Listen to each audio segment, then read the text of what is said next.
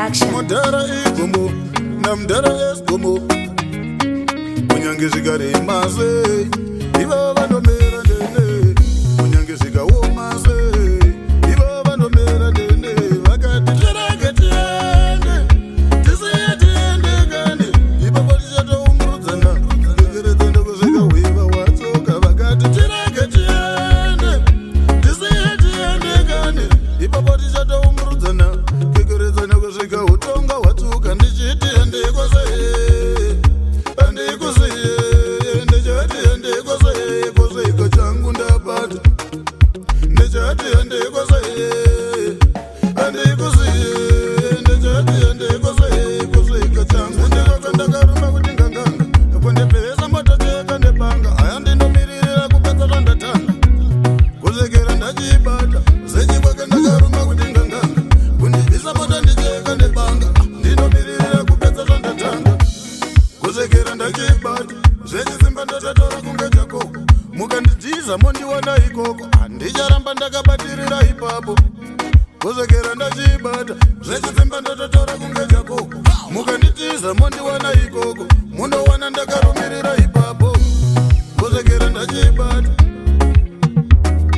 Ndechete handikosehe, handikosehe, ndechati handikosehe, koseka changu ndapata. Ndakana najavha, dai zvaibvira magava mandikavha. Ndava mukarega ndicharamba ndichingwavha, kusekera ndachibata. Vana mudharaga vana najavha, dai zvaibvira magava mandikavha. Ndava mukarega ndicharamba ndichingwavha, kusekera ndachibata. Ndikaona munhu ane mari, ndichatobovaka ushamwari. Inde kuti ndandeda kutambura pano pasi. Ndikaona Filipi chiyangu, ipapo ndichabva ndamunanga. Inde kuti ndandeda kutambura pano pasi. Ndikaona munhu ane mari, ndichatobovaka ushamwari. Inde kuti ndandeda kutambura pano pasi. Ndikaona baba munangagwa, ipapo ndichabva ndavananga.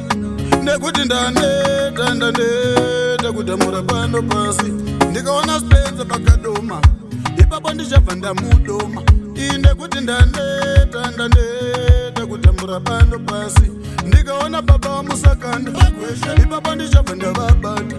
Indongoti ndandeda kutambura pano pasi. Ndikaona Pashoni Java, ndichatobozama kumungwavha. Nekuti ndandeda kutambura pano pasi.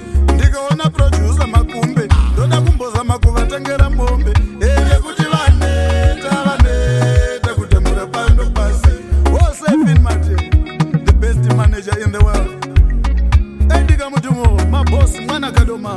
Sanyani, Etimo, Mutumo, Gonzo. Omdera Kazembe Babandawe. Emamwe my boss, Murikwere.